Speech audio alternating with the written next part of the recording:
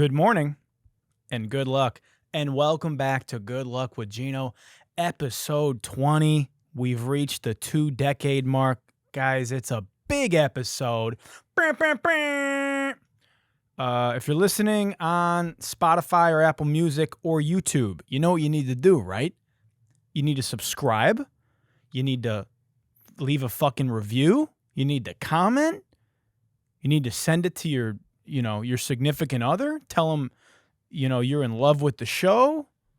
If you're a girl, ease your boyfriend's troubled mind. Say, hey, listen, I still love you. You're still my number one, okay? But God damn it, this show's incredible. And I think I'm in love with Gino. I just got back from Miami like 8 minutes ago. I had a fucking nightmare flight on American Airlines. So, of course, naturally, it was a nightmare flight. Landed, got right in the Uber, which when I say right in the Uber, I mean it took, an hour to get to my Uber. Spent $100 or whatever the fuck it cost to take an Uber now from the airport. And I got here. So, we're here. We made it. Where should we start? Should we start with my airport nightmare or should we talk about my Miami trip? You know what? Let's talk about my Miami trip first. Then we're going to circle back to the flight out of Miami. We'll do it in chronological order, right? Okay, so Miami was great. I was out there working with Sony Latin, Fede Vinver, Rafa. I was with my boy Daramola, Sir Nolan, some incredible producers working on a project that I cannot say because I was sworn to secrecy. But just know it's going to be big. Okay? It's going to be all over the fucking airwaves. It's going to be all over your fucking Spotify playlists. It's going to be, what I will say, it was some of the most refreshing, like genre-bending music I've ever made. It was so fun. I had such a fucking blast. We were just making some really cool shit. And I said on the last episode, I love working in Latin music because as someone who doesn't speak Spanish, I get to go in there and just focus on incredible like melodies and song construction, and it allows me to kind of think in a whole different way, and I can really focus on the things that make songs catchy and what makes a hit, and just doing whatever feels fucking cool, So it was a lot of fun, and I had a great time. I also got to work with my brother Scott Storch. I was out there with Scott for a couple days. He's the GOAT, so it's always good to see him.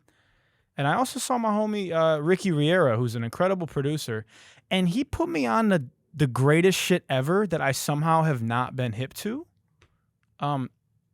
It's called Auto Shazam. So you know what Shazam is, which is the thing where you like, oh, what is this song? I know this song, and then you fucking Shazam it. And then it tells you what song that you're listening to.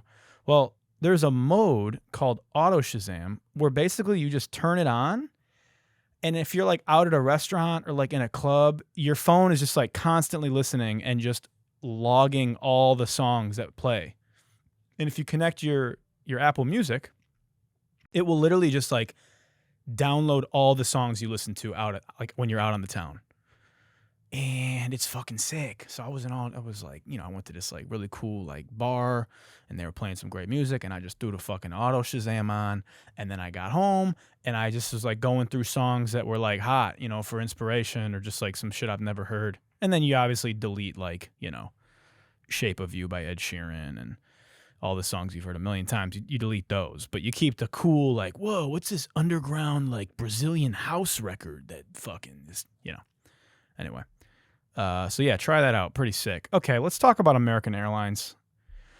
Oh my God. I've had a fucking 5-year feud with this piece of shit company, okay? Every time I go to fucking Florida, and I go to Miami a lot, okay? They call me Mr. 305. Sorry, Pitbull, okay? I took the throne because of how often I'm in Miami now. But every time I go there, I like have to fly American because it just doesn't make sense to fly any other airline. Like Miami's like the hub of American. I don't know what it is. The flights are cheaper. They're direct. I just have to do it. And whenever I get booked to go out there, they fly me out American. So you know, I'm on the flight back. No TVs. I haven't had a fucking TV on an American Airlines flight in like 9 flights. I mean, what are we doing? What are these aircrafts? When have we not upgraded the aircrafts in decades? They're like, yeah, log on to our Wi-Fi that you have to pay $25 for. Delta's free. $25 for and watch it on your fucking iPhone. Yo, I don't want to watch it on my iPhone. I want to do shit on my iPhone, and I want to passively watch a Tom Cruise movie on the screen on the back of the dickhead in front of me's chair. I don't want to have to be on my phone or on my laptop because I'm working. Okay? Or scrolling Instagram mindlessly. So I'm sitting there, and now in their defense, this isn't American Airlines' fault, but there's next to me, across the aisle, there's a mother and her 2 children. And these kids are maybe 2 and like 3. And holy shit, were these kids fucking annoying. I mean, they were giggling and just tickling each other and being so adorable for 3 hours next to me. Just nonstop. And, you know, I got the noise-canceling AirPods. Doesn't matter. I just hear in the background, stop!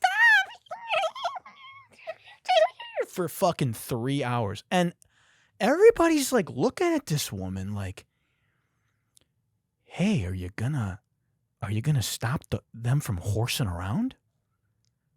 No. She's just scrolling her fucking phone while the kids are dicking around for literally the entire flight.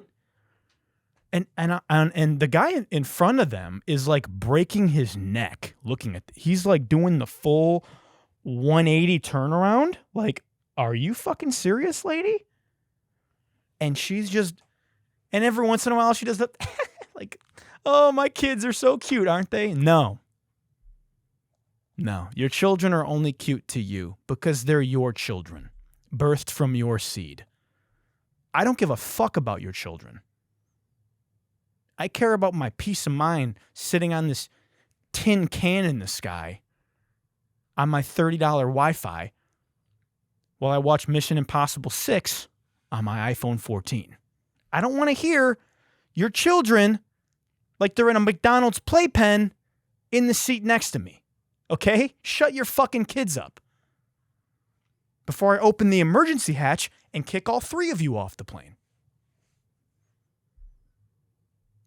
Anyway, then I land, and I had a video go like semi-viral. You know, I accidentally go a little viral every once in a while. I'll just post a video and it'll kind of like take off, whatever. Those kind of things happen to me.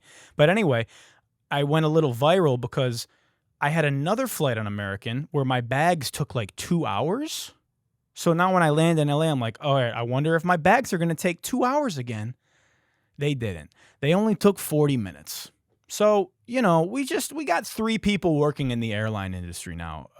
Nobody's working. Nobody's being paid properly. These companies are making just so much fucking money anyway. And it's terrible. I only fly Delta from now on. I think I'm just going to fly Delta. Even if I have to like do a layover, you know, maybe I still go Delta. I don't know. That's that on that. Fuck you, American. Unless you want to sponsor the show, in which case I'll forgive all past transgressions. Okay, so in Black Mirror news, there's a new app that's come out called Friend.Tech. Okay, it just launched. Friend.Tech, it's Friend.Tech, is a decentralized platform that calls itself the marketplace for your friends. And it opened its invite-only beta test. Now, naturally, I got invited to the beta because I'm kind of a big deal, right? So they brought me onto the beta test. And basically, this app is like a marketplace for people, like social, like you have a profile that's tied to your Twitter or your X account, and people can buy and sell shares of you. Okay?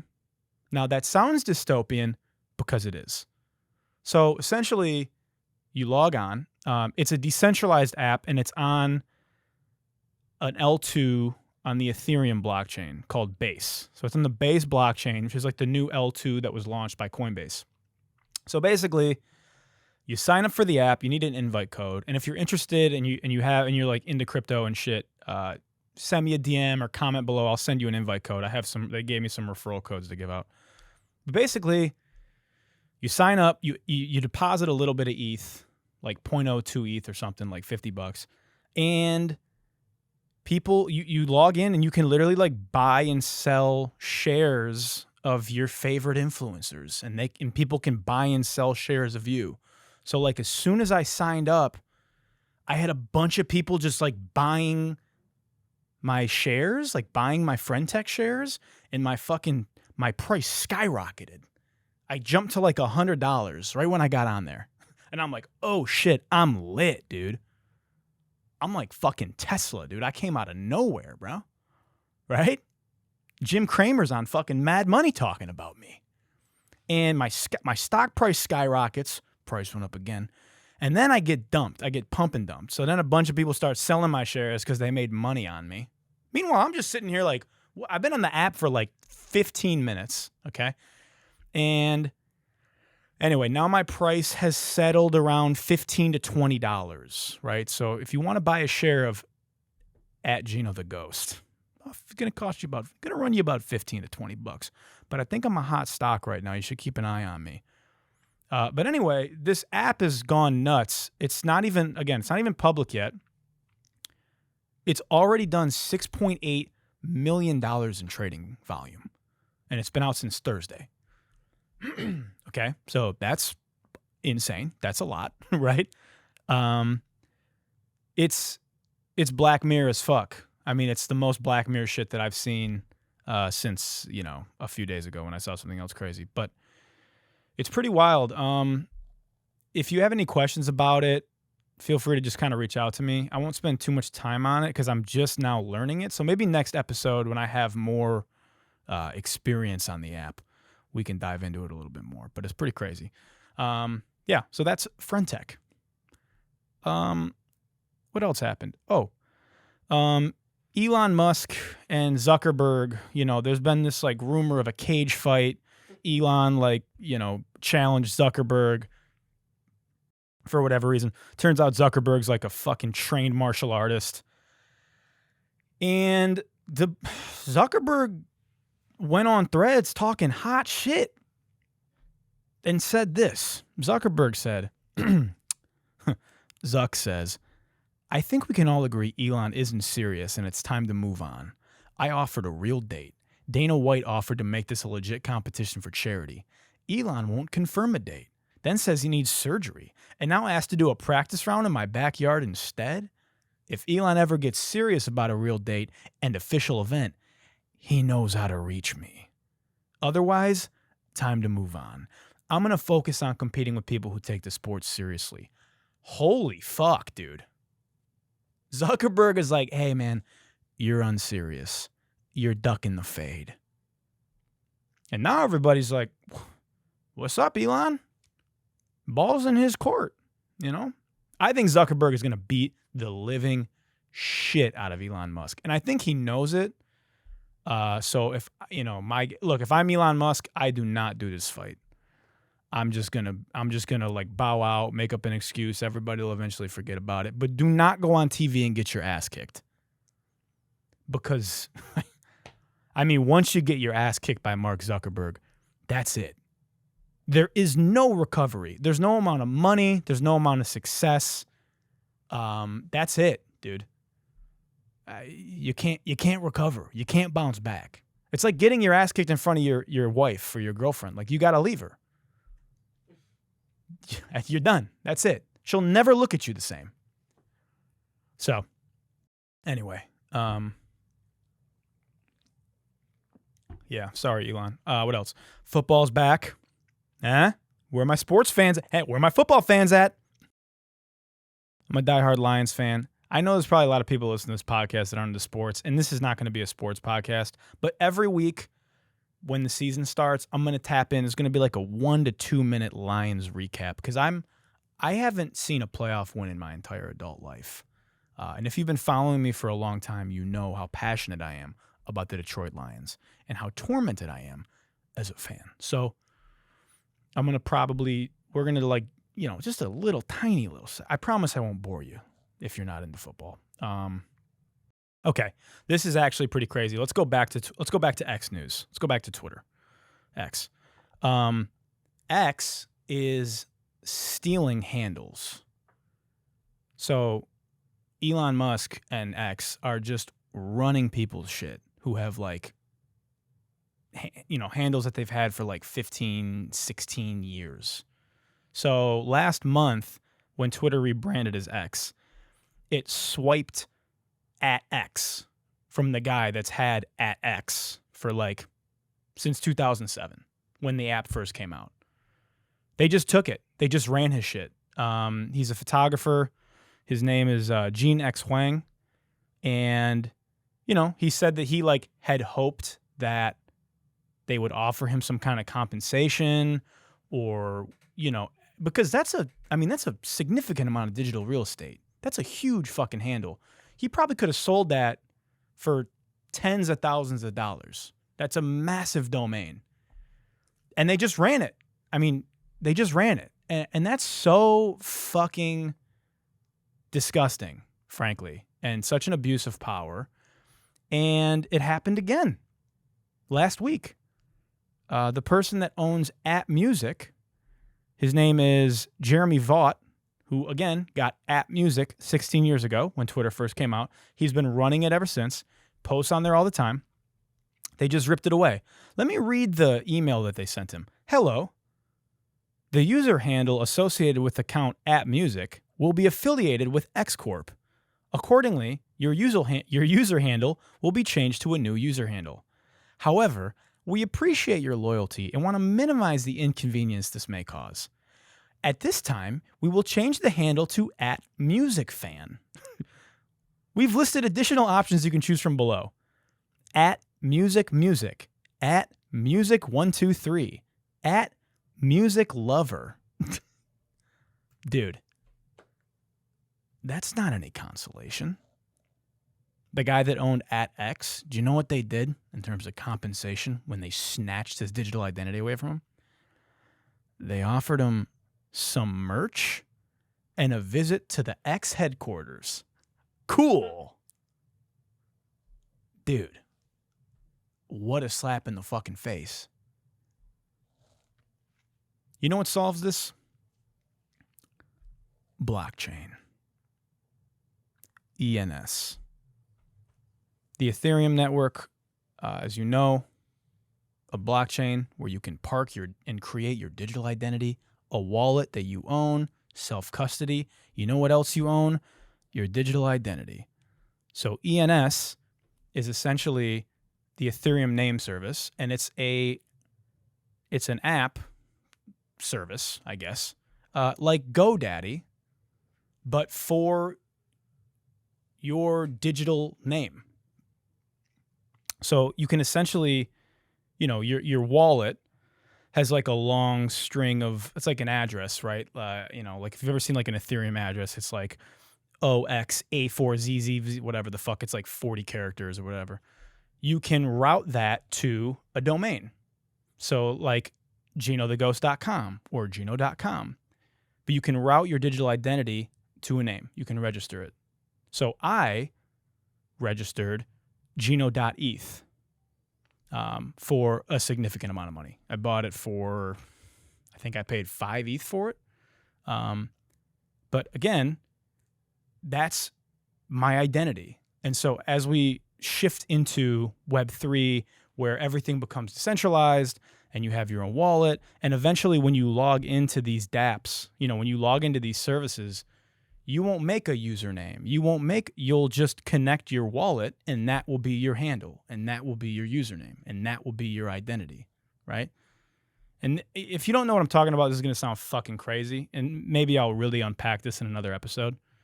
But anyway, the point is, if your handle was decentralized on X, they couldn't just take it away from you. They'd have to buy it from you. And this is a fun revenge story because back when Twitter first came out, a lot of people don't know, that's how I got my name, Gino the Ghost. Back in the day when I was first making music, I used to go by Ghost. I was super early on Twitter. I was on in 2007. I was probably within the first 100,000 people ever on Twitter. And I wanted @Gino, and it was taken. And I wanted @Ghost, and it was taken. So I was like, okay, well, I'll just do Gino the Ghost. That's how I got that name. And then there was a guy named @Gino, and I reached out to him to buy it from him. I was like, yo, can I buy my Twitter handle from you? He was like, not for sale. I'm like, okay. So then fast forward maybe 5 years ago, I reached out to him again. I had a little bit more money. I said, hey, man, I'd really be interested in buying @Gino from you. Is there a price? Is there a number that I can get, blocks me? Fuck you, dude. Just fucking blocks me. So fast forward, now it's about a year ago. I'm somehow unblocked. I reach out again. And I see that he's a tech, he's like a tech guy. You can see him. Go to his Twitter, @Gino. He's in the tech world and shit. And he's posting about Ethereum, and he's posting about crypto and NFTs. And I hit him one more time and I go, hey, man, I reached out a little while ago, just wondering if you've changed your mind and if you're interested in selling your handle. It's all good if you're not. Again, curves me. Didn't block me, but just curves me. So now I'm like, this motherfucker. And you know what I did? About 5 months later, I bought Gino.eth. And the first thing I did was I tweeted at him. And I said, hey, motherfucker. Checkmate. Because now I'm the only Gino on the blockchain. I'm the Gino on ETH. It's me. He's not going to get it. You understand? I beat him. He's stuck in Web 2. As we transition into Web 3, I'm king. I'm daddy. Okay? And he'll never fucking get it from me. I'll sell it to a different Gino before I sell it to that Gino. So if you're watching this @Gino, and you know what else? I'm going to post this video on X, and I'm going to tag you in it, @Gino. Guess what, baby? I'm Gino 3.0. You're old news, dude. You lost.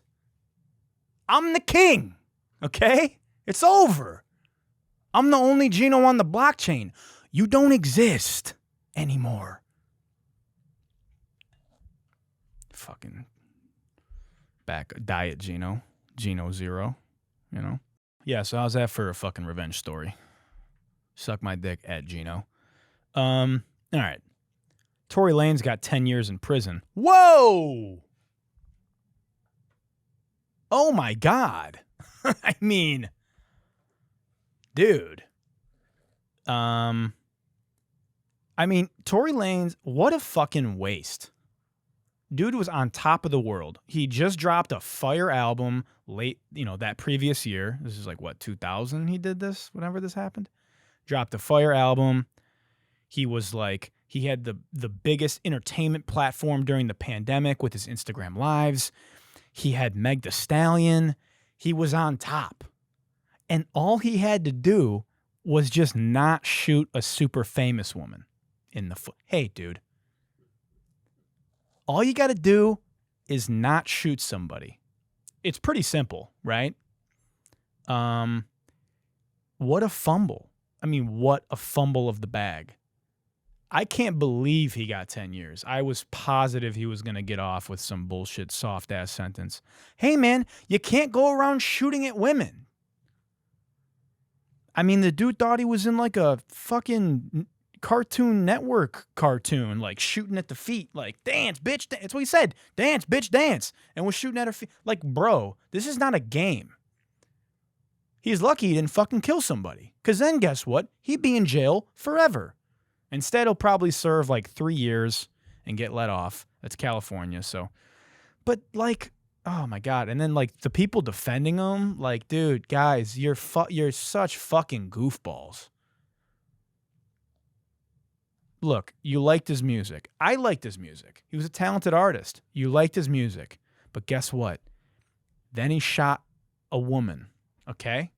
You don't have to defend him online, publicly. You know, here's the thing. Here's the sick, dark secret that nobody will tell you. You don't even have to give a fuck. You can keep listening to his music. You can keep being a Tory Lanez fan. There's people that are still huge R. Kelly fans. There's people that are big Michael Jackson fans, despite the allegations. Have not been confirmed or denied, but come on, you know.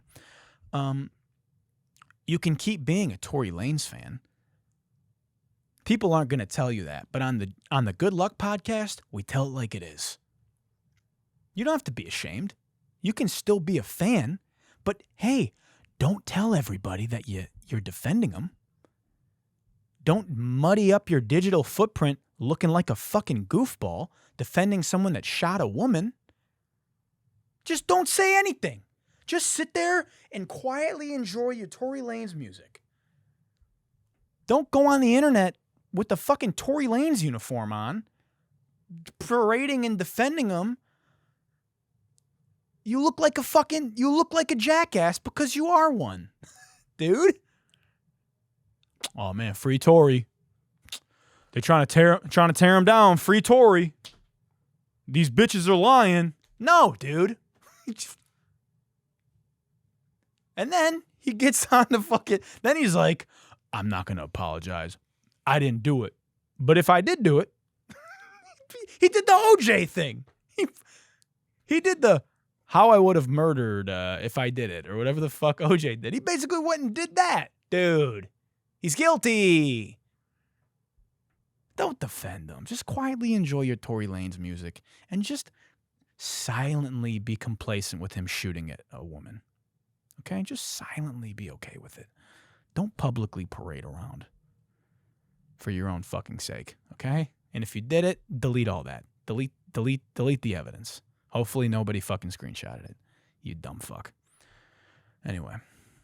Speaking of Canada, in more troubling news, Canada passed the Online News Act, which is a bill that passed that requires tech giants like Google and Meta to compensate Canadian news organizations for sharing their content on the platforms. So anytime that a news piece of news content is shared on Google or Facebook or Instagram, they want those tech companies to pay the news organizations. Well, guess what? You know what Google and Meta said? No. No, thank you. So what did they do? They're just blocking Canadian news on their platforms, which means nobody in Canada can see the news online on Instagram, Facebook, or Google. You can't find it. It's not there. You can't Google search the news. You can't, if it's on Facebook and Instagram, it literally says, this is blocked. Like, if you're in Canada, we're sorry. You can't see it. Okay. Now, the bill aimed to help the struggling Canadian news industry. The idea was they were going to shift around. They projected $330 million to news organizations, but tech companies view it as it's called a link tax. They're calling it because it is that. Like, sorry, Justin Trudeau, that's just not how technology works. That's not how these tech platforms are built. And this is yet another example of dinosaur politicians with no concept of the complexities of modern day technology being completely out of touch and fucking shit up because they don't understand how shit works. Like, the intent to support Canadians, the Canadian news outlets, is noble. Okay? Good on you. But the execution through like mandatory compensation for linking content is just, it's not how the internet fundamentally functions. That's just not how shit works. Okay? You can't expect, like, they're just not going to do it. You understand? So now what you have happening is the failure to like grasp the intricacies of technology is going to have grave implications, because it's already hard enough to discern what's real and what's not, and what's facts and what's a rumor. And journalism is already in the fucking toilet. And these news organizations already do so little due diligence. But now you're even banning that. So the only way these people are going to get their news in Canada is from unverified sources. They're going to be combing through bullshit of misinformation. And you're kind of just shooting yourself in the foot. Because by trying to save Canadian news, you're going to just send it on an even further death spiral. Now the only place to get your news is TikTok, with people just like, here's what's going on in Hawaii, which we're going to fucking talk about. You bet your ass we're going to talk about it. And it's just like, it's scary, man. It's scary. It's scary to me how out of touch the people in power are with technology. And it's scary because technology is changing so fast and accelerating at such a speed that even people like me who are tapped in 24/7, using the shit, immersed in it, it's hard for me to keep up with it. But the people making decisions are these geriatric fucks who are 73 years old, who shouldn't be behind the wheel of a vehicle, and they're the ones pushing legislation through that's completely shaping the way we interact with the world. It's terrifying. You understand? Do you understand what I'm saying to you? Are you scared of AI? Okay, well, what if I told you the people that are going to be making the decisions about it don't know what it is?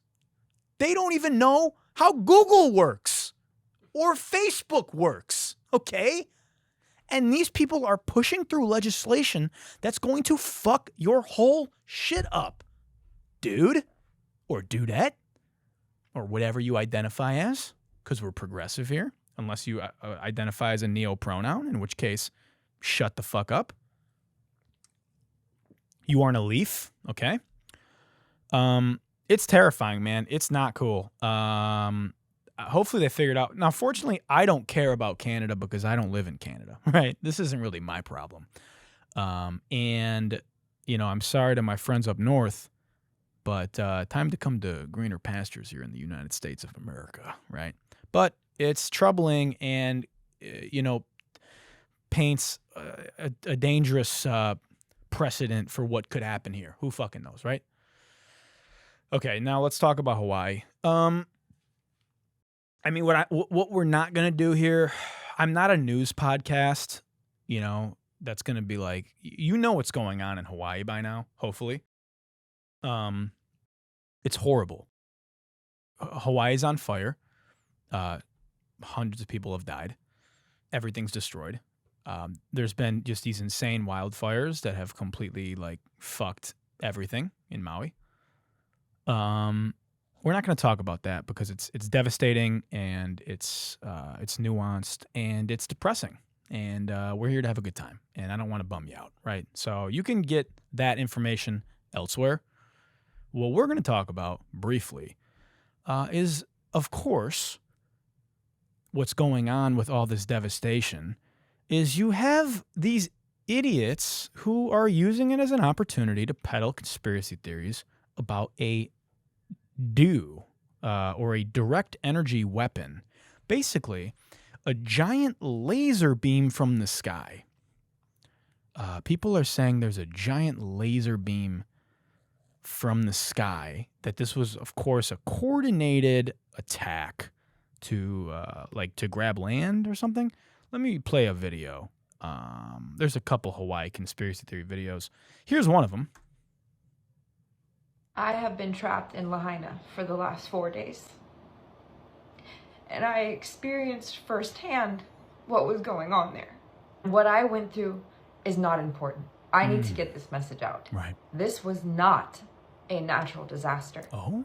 This was a direct energy attack on the people and the place of Maui.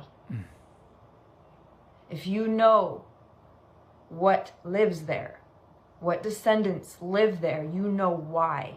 And you know why it happened on 8/8. Oh, for fuck's sake. And if this is not something that you believe, it's time to stop being a sheep. Dude, whenever somebody tells you to stop being a sheep, they're instantly full of shit every time. I hear the word sheep come out of your fucking mouth. You know what I say to you? Bah. Because you're a sheep. Because you're an idiot that fell for, you blindly followed some stupid conspiracy theory video you saw and you fell for it. Let's keep watching. They came in and they took control. There were trees standing and the buildings gone. This system, this weather system, came in from the mountains, from the east. That does not happen. What? They were not telling people anything. Just making up stuff. They were not letting people in to help. Also, worst acting just ever. And they were letting people go in to get burned alive. There were people burning alive in the streets. There were people dead in the water. I mean, yeah, true.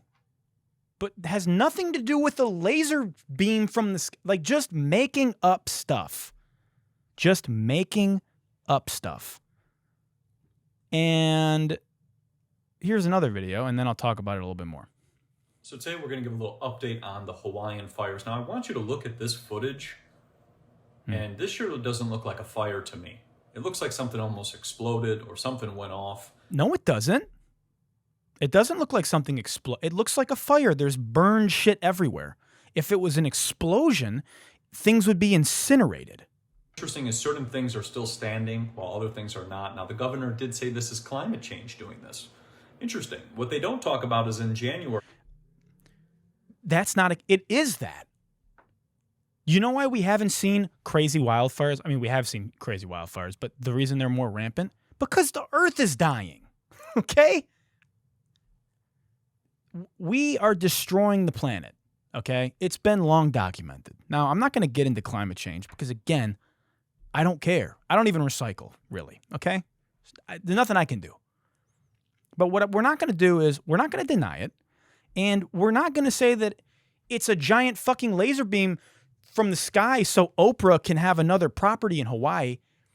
Again, I should just name this podcast Occam's Razor, because every fucking podcast I feel like I have to explain to people that the more simple thing is usually what's happening. Hurricane, huge windstorms, wildfires. That's how it works. Okay? That's how it's always worked. Okay? There's not a giant satellite laser beam direct energy weapon that the U.S. was like, you know what we should do? Let's blow Maui into fucking smithereens so we can build stuff there. It's already been colonized. America already came in and fucking stole it from the indigenous people of Hawaii. Okay? We already did it. We don't need to light it on fucking fire so we can build a smart city there. We would just do that anyway if we wanted to. Do you understand? What are these fucking people ever thinking ever? You know what? You're right. It is strange. I was just thinking how weird it was that you people are brain dead, okay? Holy fucking shit, dude. People are dying and their lives are destroyed. And you motherfuckers around here making up stuff just in make-believe land. It's exhausting. I had a tweet that went viral, because again, I do that, right? Where I was talking about, you know, there was a tweet from Pop Craze that basically said, you know, music labels and executives and A&Rs are depressed. They're depressed because they can't make new stars and they don't know what to do and nobody knows how to break any music anymore. And the music industry is in a real tough spot right now. And what I said was, I told you so. Because for years, I've been sitting down at labels, talking to the bigwigs, and the executive A&Rs and all the people that make all the big decisions up there.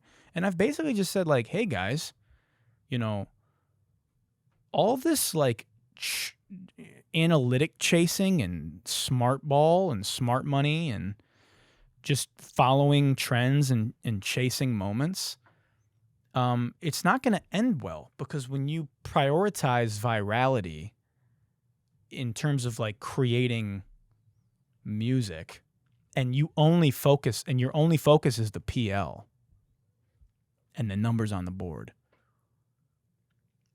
the quality is going to go to shit.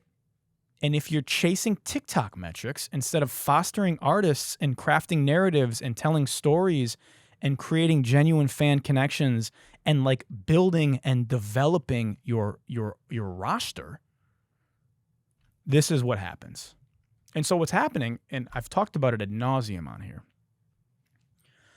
but there is a real difficulty in creating stars and maintaining star power in the music industry. We're going to kind of unpack it. I want to talk about A&Rs. A lot of people don't know what A&Rs are. A&R stands for artist and repertoire. Basically what an A&R does is, you know, at a label, they kind of like facilitate records. They put records together. They put rooms together for crafting the sound of an artist. They pick singles. They're the producers behind the producers, kind of, right? And the problem is most A&Rs today are fucking garbage. They're garbage. They clock into work. They look at charts and numbers. They don't know how to discern a hit from not a hit. They don't know how to find talent. They don't know how to foster talent. And I want to preface this by saying there are a lot of great A&Rs still. Those are the people that I align myself with, and that I'm friends with, and that I work with. I'm not talking about those people. I'm talking about the majority.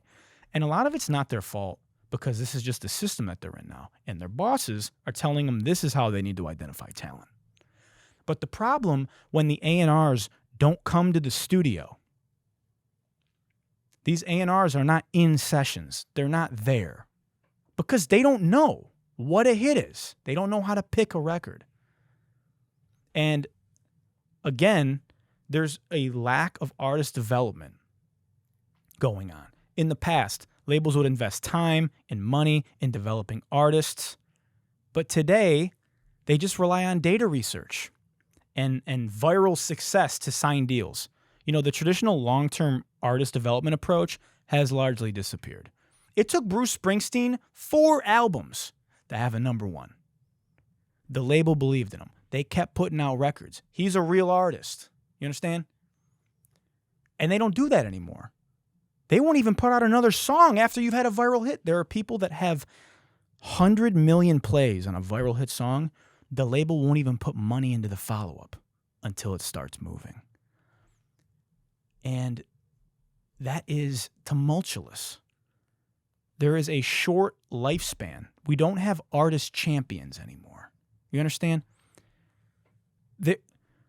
The focus of like signing emerging artists that are just moving because of the data. The problem with that is, okay, you sign a viral hit, right? You sign the artist. Well, then instead of investing in that artist and believing in the vision of that artist and developing that artist and teaching them, like, you know, how to perform, how to actually make songs. Like, a lot of these motherfuckers have only made like 30 songs ever in their life. Instead of that, and trying to sustain the career of the viral artist you just signed, they just go and sign the next viral artist. They would rather sign another viral artist instead of putting money into the viral artist they just signed to have a follow-up, because it's easier to just throw money behind a moving train. So now you've just got this fast fashion effect going on. Music has become fast fashion, where it's pollution. You understand? Because there's no real development. And there's this market pressure from all the other labels who are chasing the data and the analytics and the algorithms. So they're all chasing each other to sign these viral artists. So everyone's just signing bullshit. You understand? No one's developing anything because they can't develop anything. Because if you sink a bunch of resources into developing an artist, you can't put that money into signing this fucking TikTok star who wrote A, B, C, D, E, F, U. You understand? So we've created this incubator of trash. And all these labels are in competition with each other. And I don't know the outcome. I don't know what it's going to take. I mean, hopefully, the labels all got together and like boycotted Discovery Mode on Spotify, which we talked about last week. Maybe they can all get together and be like, okay, guys, hey, maybe we should all like try to make good music again, Maybe we should invest our resources into like developing real art. Because there's so much good music out there. There's so many, this is the real shame. There's so many talented artists that are going viral. It's not the fault of the people who are going viral. It's not their fault. And some of the people that go viral are making great fucking music. But it's just a shame when like I see some of these really talented artists like pop off and then they get like a shitty deal and then they get shelved because it's just like, okay, there's another one tomorrow. We'll just. So it's pretty fucked. All right. It's time for everyone's favorite segment. The FOH HOF.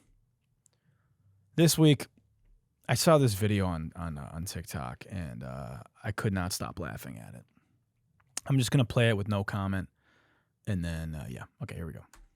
My day is 6 a.m. to noon, and I'm not crazy. You're crazy for thinking it takes 24 hours, just like some dude in a cave did 300 years ago. My second day starts at noon and goes till 6 p.m.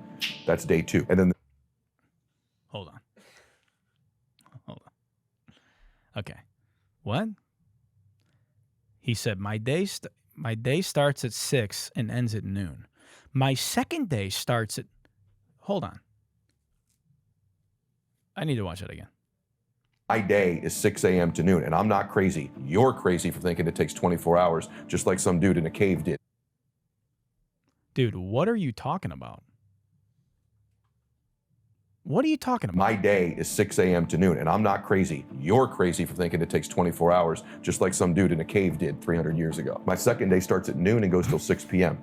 That's day 2. And then the next day is 6 p.m. to midnight. What I've done now is I have changed and manipulated time. I now get 21 days a week. Stack that up over a month, I'm going to kick your butt. What I've done is I've changed and manipulated time. What I've done now, I've created 3 days inside of a day. I've changed and manipulated time. This guy thinks he's Doctor Strange. Dude, there isn't 3 days in a day. You're just on cocaine. You're just making up. Dude, investor podcasts just be saying anything. The like entrepreneur podcast, they just talk. Okay? And they're all selling a course and they're all just making up stuff. I mean, capitalism is a mental illness. You understand? If I have to see one more guy talk about doing a cold plunge, my day starts at 3 a.m. I wake up, I go to the gym for 2 hours. Then I run home. Then I wash my car. Then I organize. Then I take a nap. Then like these guys, we got to watch this video again. I'm telling you, I watched this video maybe 5 times. Then I went in a rabbit hole and just watched a bunch of his stuff. And it's just absurd. One more time. My day is 6 a.m. to noon, and I'm not crazy. You're crazy for thinking it takes 24 hours, just like some dude in a cave did 300 years ago. You're crazy for thinking 24 hours in a day. My second day starts at noon and goes till 6 p.m. That's day 2. And then the next day is 6 p.m. to midnight. What I've done now is I have changed and manipulated time. I now get 21 days a week. Stack that up over a month, I'm going to kick your butt. Stack it up over a year, you're toast. Stack it up over 5 years, my entire life is different than it would have been otherwise. Dude. I have I have 1,000 days in a year. That's not how time works, dude. You didn't create time out of thin air. You know what I'm saying? You aren't time traveling. You aren't like pressing pause on time and like outworking me because you have. We're living the same amount of time. The same amount of time has passed, okay? Just because you segment it into different time doesn't mean you've created more time. What I've now done, I've created 21 days in a week. Stacked it up in a month, I'm kicking your butt. Stacked it up over a year, you're toast. No, dude. Like, what are you, 400 years old? You're just making up stuff. Am I fucking crazy, dude? I can't, like, every time I do this show, every week on this show, I'm losing a little bit of myself, okay? I'm shedding like a snake, just shedding my skin into a different, more jaded, tired version of myself. You know why I wear Cardis every day? Look at my eyes. I'm exhausted. I'm living with a bunch of fucking loonies. And the only sane people are the people that watch this podcast. Which brings me to the outro. Guys, I want to thank you again for listening/watching. Good luck. If you're listening on Spotify or Apple Podcasts, leave a review. Give me 5 stars. Make sure you're subscribed. If you're watching on YouTube, which you should be, because once again, I look incredible, leave a comment, thumbs up, smash that subscribe button, and we'll see you next week when the world is spiraling even farther into madness. Until next time, good night and good luck. Good night and good luck. You smile and say goodbye to me, but I don't give a fuck. You hop in the Uber off to your future. Good night and good luck. You try to play your cards with me, but I'm calling your bluff, 'cause it wasn't enough. Good night and good luck.